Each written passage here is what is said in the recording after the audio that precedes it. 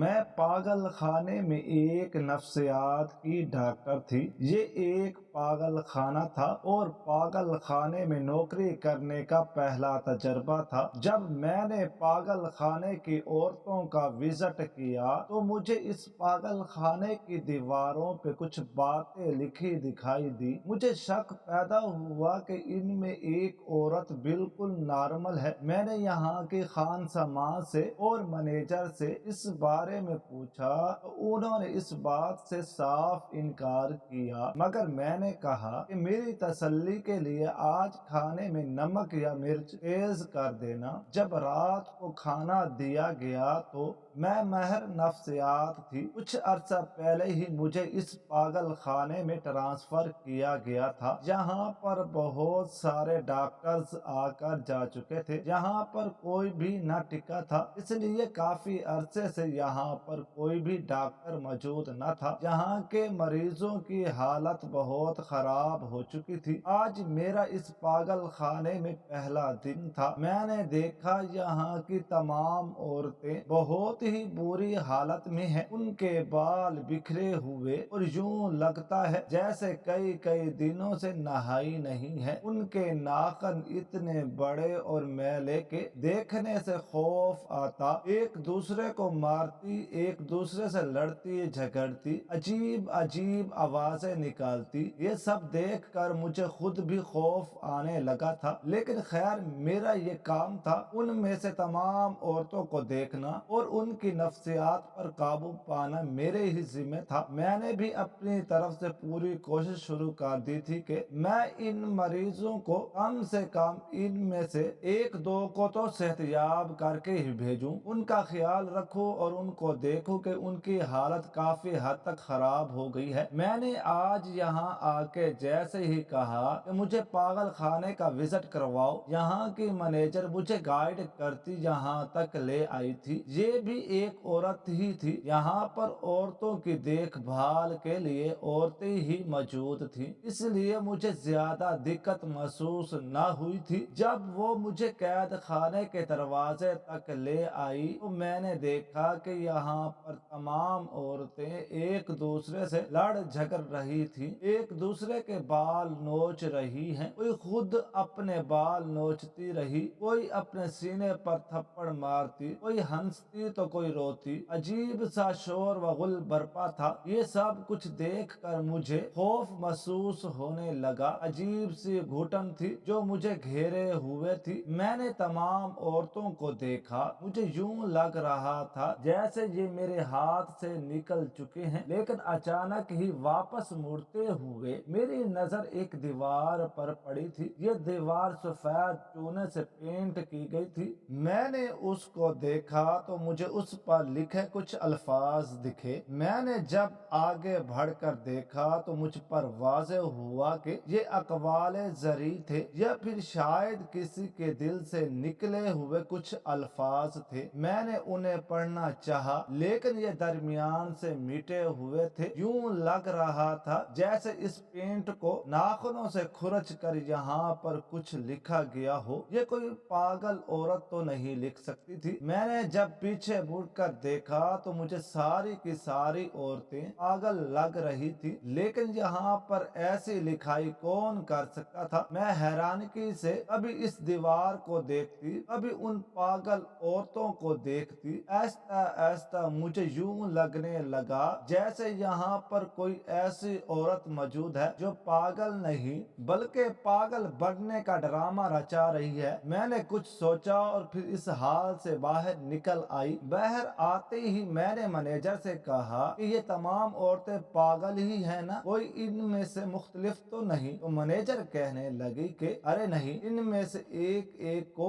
मैं जानती हूँ। इन सब ने मेरा तो नाक में दम कर रखा है। ये बहुत खतरनाक हद तक पागल हैं और मुझे तो यही डर लगा रहता है कि कहीं किसी की जान न चली जाए। हमारे पास अलग अलग कमरे तो है नहीं कि हम सबको अलग अलग रखें। हमने इसलिए सबको एक साथ ही रखा हुआ है। अक्सर मुझे डर लगने लगता है कि कहीं किसी औरत ने किसी दूसरी औरत की जान ले ली तो शायद हम सब पकड़े जाएं और हम सब पर ही केस न आ जाए। उसकी ये बातें सुनकर मैं मजीद सोच में पड़ गई। अब तक एक औरत मेरे लिए चाय बनाकर ले आई थी। मैंने एक नजर चाय को देखा और एक नजर उस औरत को देखा। मैंने कहा कि क्या यहाँ की बावर्ची तुम हो?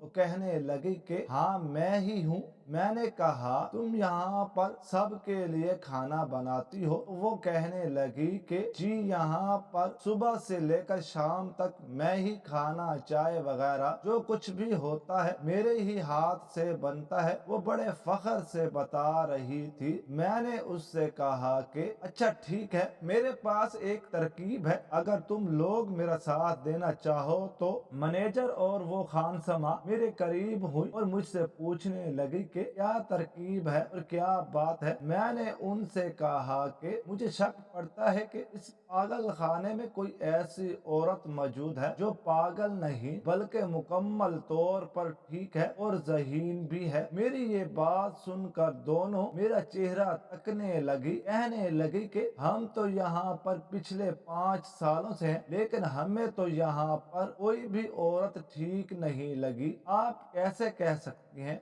आपको तो आज एक दिन भी नहीं हुआ। मैंने कहा कि बस मुझे लगता है तुम लोग मेरा साथ दो। ऐसा करो कि आज शाम का जब खाना बनाओ तो उसमें या तो मिर्च ज्यादा डाल दो या फिर नमक। मेरी ये बात सुनकर खानसमा हंसने लगी। कहने लगी कि मैडम ये आप क्या कह रही हैं? मैंने कहा मैं जो कह रही हूँ बस तुम ऐसा करो। उसने कहा ठीक है, आज रात मैं नमक ज्यादा कर दूंगी। मैंने कहा ठीक है, तुम जाओ और खाने का इंतजाम करो। वो जाकर खाना बनाने लगी। जब रात का वक्त हुआ और सबको एक साथ लाइन में बिठाया गया और उनके सामने खाना रखा गया तो मैं गौर से उनको देखने लगी। मैं एक एक औरत के चेहरे को वाज़े तौर पर देख रही थी। कभी मैं दीवार पर लिखे उन हरूफ को देखती और कभी उन तमाम औरतों को देखती। अचानक मेरी नजर एक औरत पर पड़ी जिसके चेहरे से वाज़े था कि उसे इस खाने में नमक ज्यादा होने का पता चल चुका है। बाकी तमाम औरतें इस तरह खाने पर टूट पड़ी थी जैसे वो कई दिनों से भूखी हो। वो अपने हाथों को, अपने चेहरे को, अपने बालों तक को उस खाने से खराब कर चुकी थी, लेकिन उनमें से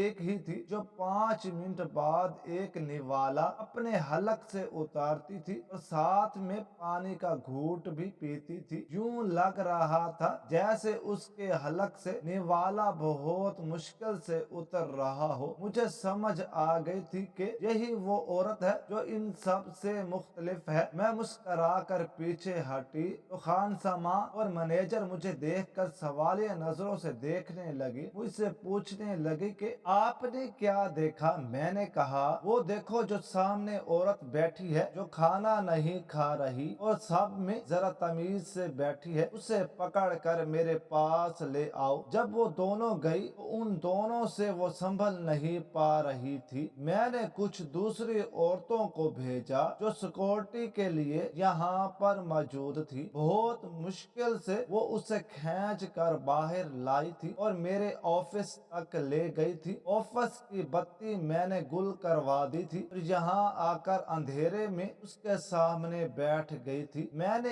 एक मोमबत्ती जलाई और यूं इतनी रोशनी हुई कि हम दोनों एक दूसरे का चेहरा देख सकती थी। वो ऐसे बैठी थी जैसे उसे इस सारी चीजों के बारे में इल्म ही ना हो। थोड़ी सी किसी चीज की हरकत होती तो वो डर सी जाती, फिर चीखे मारने लगती और कहती कि मुझे छोड़ दो, मुझे छोड़ दो, मैं पागल नहीं हूँ। ये कहना तो यहाँ की हर पागल औरत का असूल था, लेकिन खैर मुझे उससे सब गुलवाना था। मैंने उससे पूछा कि तुम ही वो औरत हो ना जिसने दीवार पर कुछ लिखा है? उस तहरीर के कुछ अल्फाज तो मैं देख चुकी हूँ, लेकिन कुछ अल्फाज मेरी समझ से बलातर हैं। कुछ हरूफ मिट गए हैं। अब तुम मुझे बताओ कि तुमने क्या लिखा है, तुम कहाँ से आई हो और तुम क्यों पागल बनने का ड्रामा रचा रही हो। मुझे देखकर वो खामोश हो गई, यूं बैठी रही जैसे उसने कुछ सुना ही ना हो, जैसे उससे कुछ कहा ही ना गया हो। मैं हैरत से उसे देखने लगी। मैंने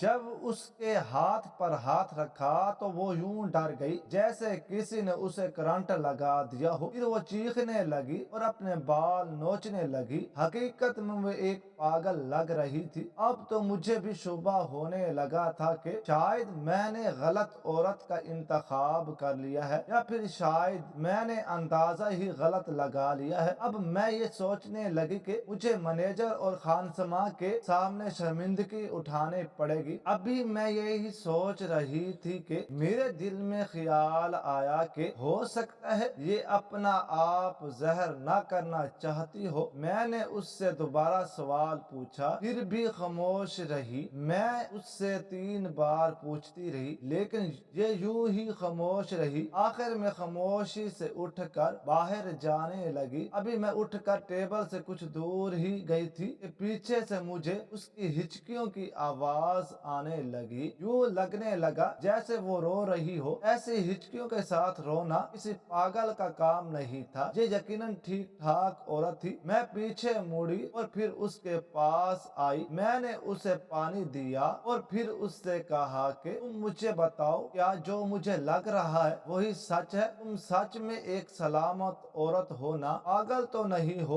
उसने असबात में सर हिलाया। इतने में बाहर खड़ी खानसमा और मैनेजर भी अंदर आ गई थी। मैंने कहा, देखो, मैंने कहा था ना कि इनमें से एक औरत ऐसी है जो बिल्कुल ठीक है और ढोंग रचाती है। अब देखा, तुम्हें समझ आ गई ना? वो हैरान परेशान कभी मुझे देखती और कभी उस औरत को देखती। औरत नहीं बल्कि वो 25 या 26 साल लड़की ही थी। लगभग वो मेरी ही हम उम्र थी। मैंने उससे कहा कि अब तुम मुझे ये बताओ कि तुम यहाँ पर रहने की वजह क्या है? यहाँ पर इन पागलों के दरमियान रहना किसी अजियत से कम नहीं। मैं तो यहाँ कुछ वक्त पहले ही आई हूँ लेकिन यहाँ पर मुझे घुटन होने लगी है। तुम पिछले 5 साल से यहाँ पर हो, क्या तुम्हें यहाँ पर घुटन महसूस नहीं होती? तुम्हें खौफ नहीं आता? तो उसने नफी में सर हिलाया और कहने लगी कि ये सजा तो मैंने खुद अपने लिए तजवीज की है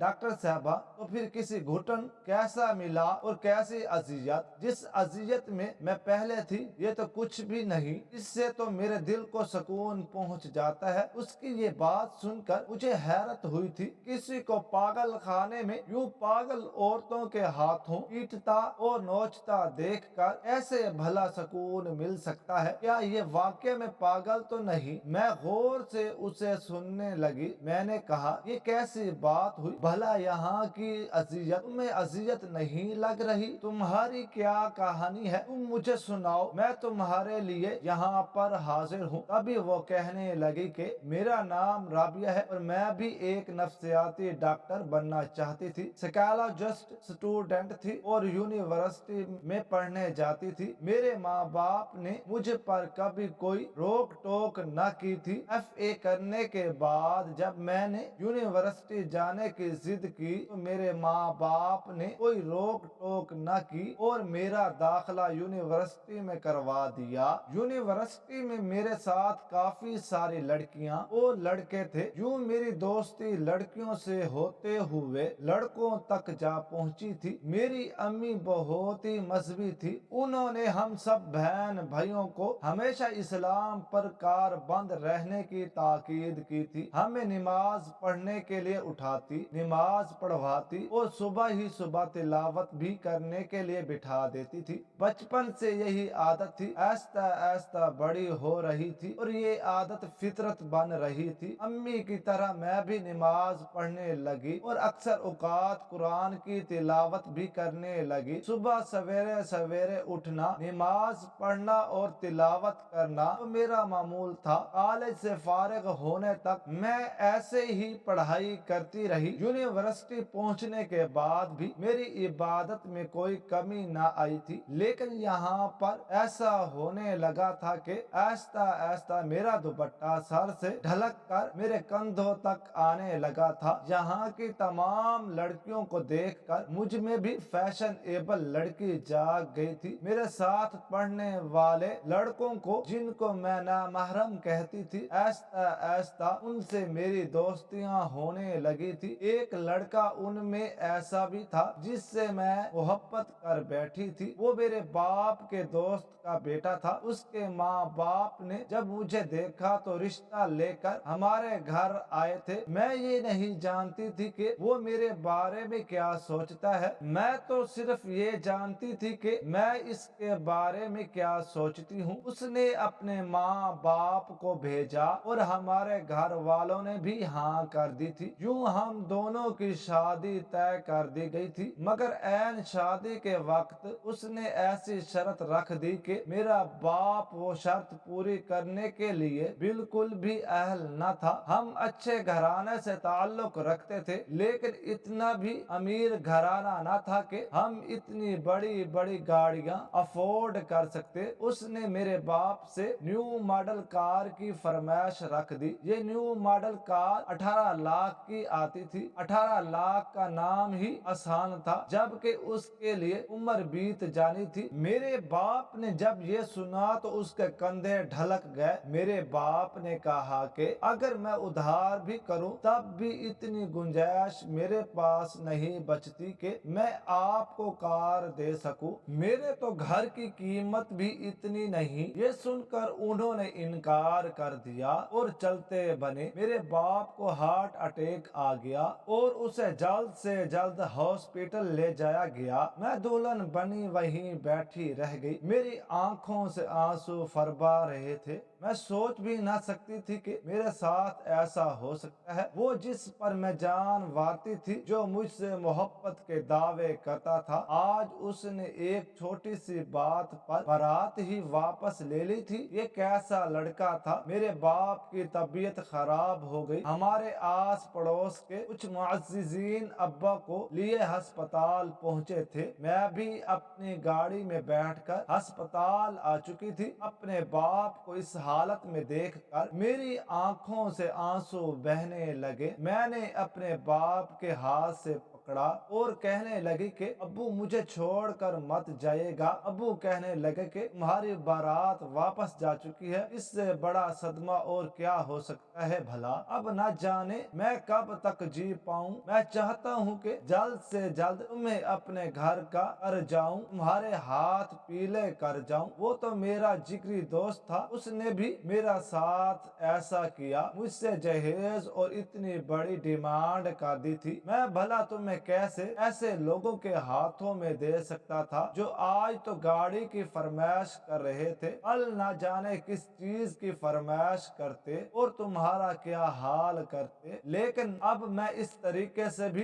ना खुश हूँ कि तुम्हारी बारात वापस चली गई है। अब तुमसे कौन शादी करेगा। मैं रोकर अपने बाप को देख रही थी कि अभी हमारे खानदान के ही एक बुजुर्ग उठे। वो अब्बू के रिश्ते में कजन लगते थे। उन्होंने कहा कि तुम फिक्र क्यों करते हो अमजद, मैं तुम्हारी बेटी का हाथ अपने बेटे के लिए मांगता हूँ, यहीं पर ही निकाह कर देते हैं और मैं तुमसे कोई जहेज भी नहीं लेना चाहता। जिन कपड़ों में तुम्हारी बेटी है बस इन्हीं में मुझे ब्याह दो। मैं इससे बेटी बना कर रखूंगा। मेरे घर में कोई औरत भी नहीं। अब मैं वैसे भी सोच रहा था कि अपने बेटे को ब्याह दूं, तो तुम ऐसा करो कि तुम अपनी बेटी का हाथ मेरे बेटे के लिए दे दो। मेरे अब्बू को और क्या चाहिए था भला, उन्होंने झट से हाँ कर दी। मैं हैरान हुई। मेरे लिए किसी गैर इंसान के साथ जाना बहुत मुश्किल था, लेकिन उस वक्त जो मेरे बाप की कंडीशन थी उसके लिए यही बेहतर था कि मैं खामोश हो जाती। चुनाचा मैं खामोश हो गई और मैंने उस सब के आगे सर झुका दिया। मैंने उस लड़के को देखा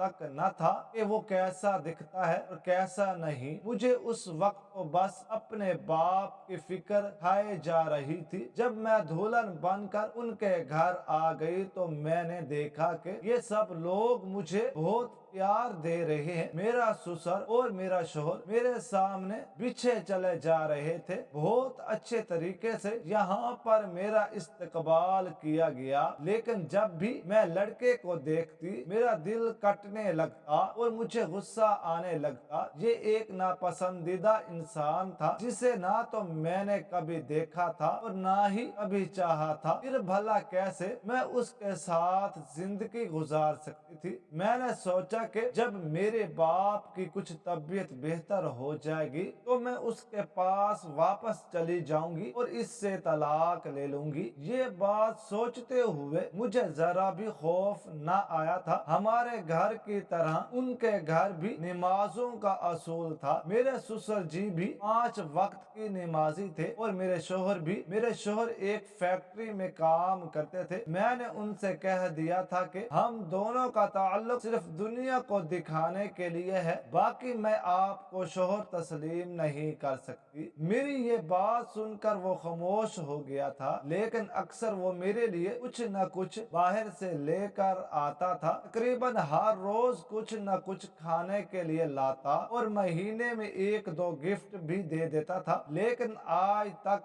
मैंने उसे अपने करीब तक न आने दिया था। न जाने क्यों मैं जैसे ही उसे देखती मुझे गुस्सा सा आने लगता। अक्सर तो मैं उसे बहुत सारे सुना देती थी। मेरे ससुर भी मुझे समझाने लगते, लेकिन मैं मुंह बनाती हुई अपने कमरे की तरफ चली जाती। मैं अपने ससुर को भी कुछ न समझती थी। ये लोग मेरे नखरे उठाते और मैं नखरों से ज्यादा उन पर राब जमाती। मुझे उनके घर रहना बिल्कुल भी अच्छा ना लगता था। एक रोज फहद मुझे घर से बाहर ले आया और ये पार्क था। पार्क में हम दोनों काफी देर तक सैर करते रहे। उसे पता था कि वो जब भी मेरे सामने आता मुझे गुस्सा आने लगता है, मुझे कुछ अच्छा नहीं लगता। चुनाचा उसने मुझे एक साइड पर छोड़कर खुद दूसरी साइड हो गया था ताकि वो मेरे सामने न हो और मुझे गुस्सा न आए, मेरा मूड अच्छा रहे। उस रोज पार्क में मुझे कुछ लड़के मिले थे, ये मुझे छेड़ रहे थे। मेरे शोहर ने जब ये देखा तो आकर उन पर थप्पड़ों की बरसात शुरू कर दी थी। उनको इतना मारा कि वो दुम दबाकर भाग निकले थे। मैं ये देखकर हैरान हो गई। वो काफी गुस्से में था। मैंने उसे पानी दिया और खुद दूसरी साइड पर हो गई। मैं जब दूसरी साइड पर थी तो मुझे फिर से वही लड़का दिखा जिससे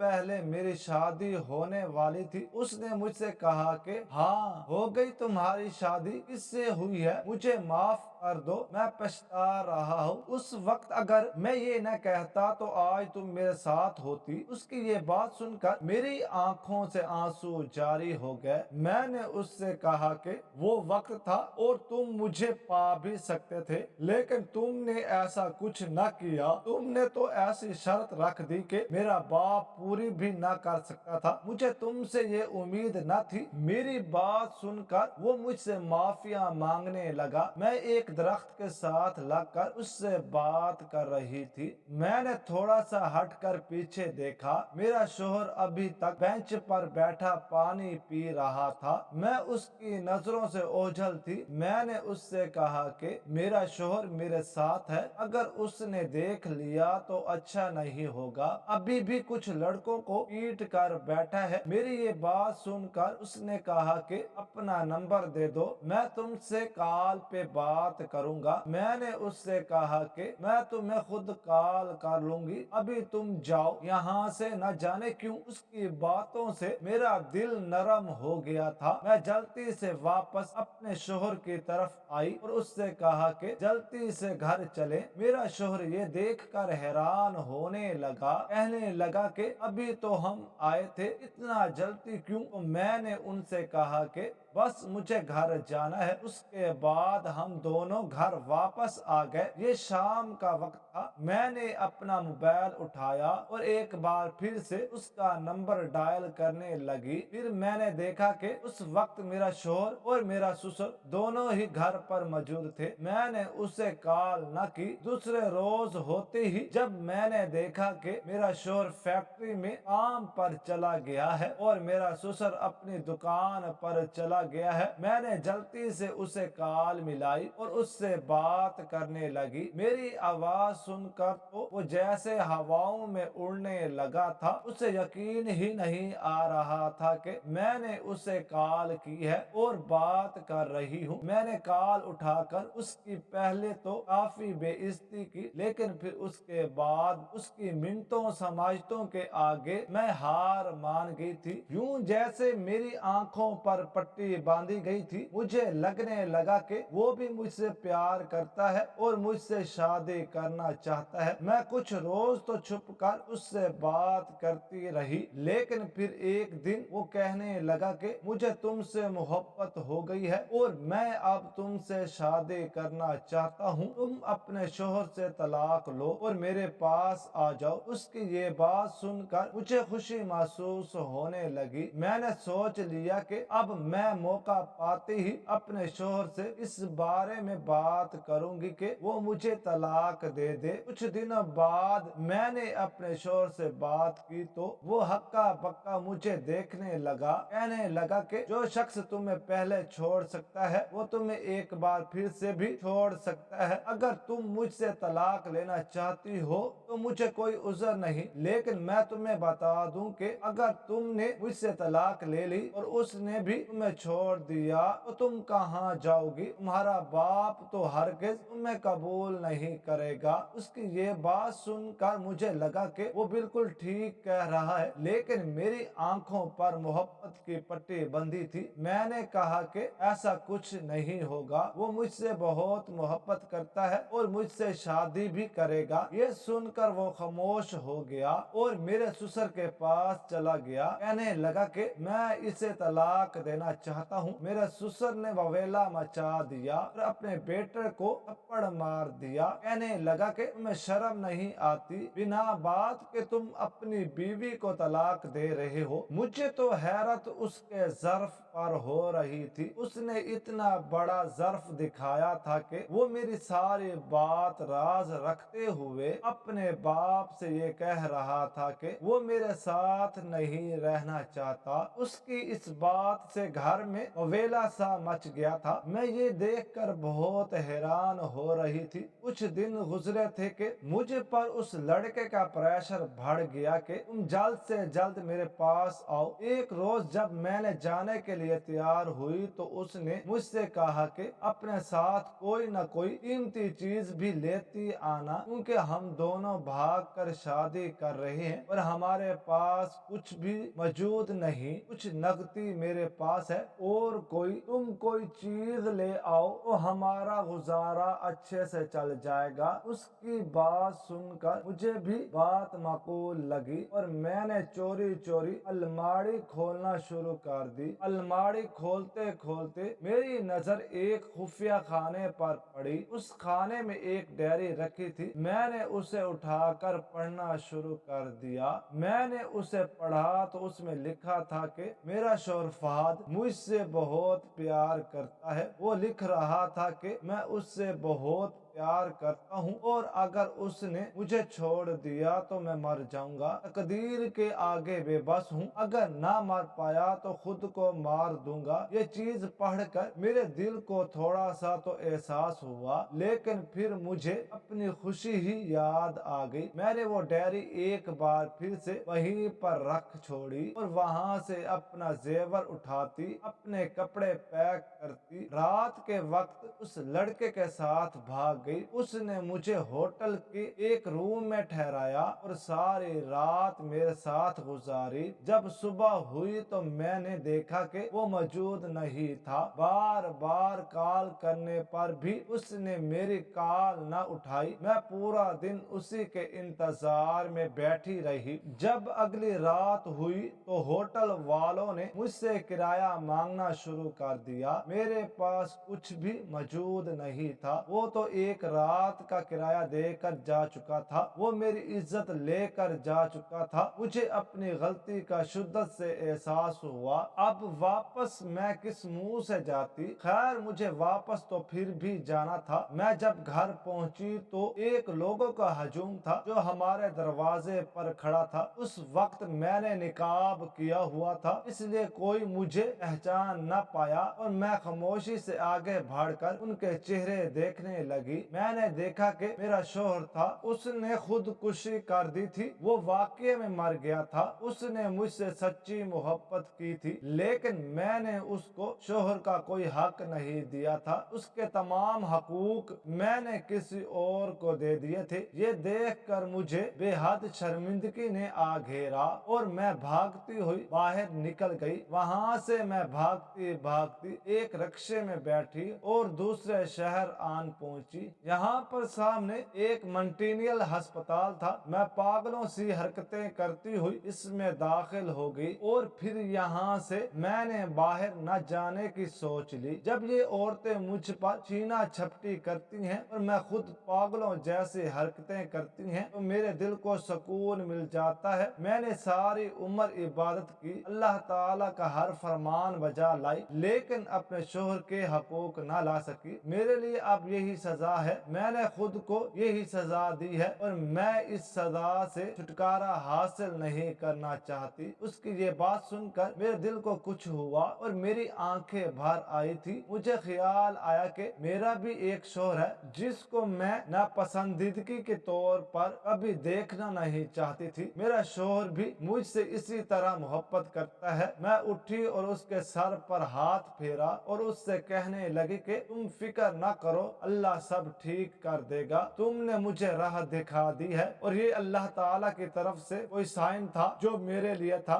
میں بھاگتی ہوئی ہسپتال سے نکل گئی۔ آج مجھے بھی اپنے شوہر کے سامنے اپنی محبت کا اظہار کرنا تھا۔ اگر میں ایسا نہ کرتی تو ہو سکتا ہے کہ میرا انجام بھی بالکل اسی عورت کی طرح ہو جو اس وقت منٹینیل نہ ہونے کے باوجود بھی منٹینیل ہسپتال میں رہ رہی ہے۔ بے شک کچھ ایسے حقوق ہوتے ہیں جو ہم پر لاگو کر دیے جاتے ہیں اور یہ اللہ تعالیٰ کی رضا کے لیے ہوتے ہیں۔ ان میں سے ایک شوہر کا بھی حق ہے، اگر ہم اس کو حقوق نہیں دیں گی تو پھر اللہ بھی ہم سے بدلے گا جس طرح اس سے اللہ تعالیٰ نے بدلہ لیا، اور یہ اس دنیا میں رہ کر بھی اس دنیا میں نہیں۔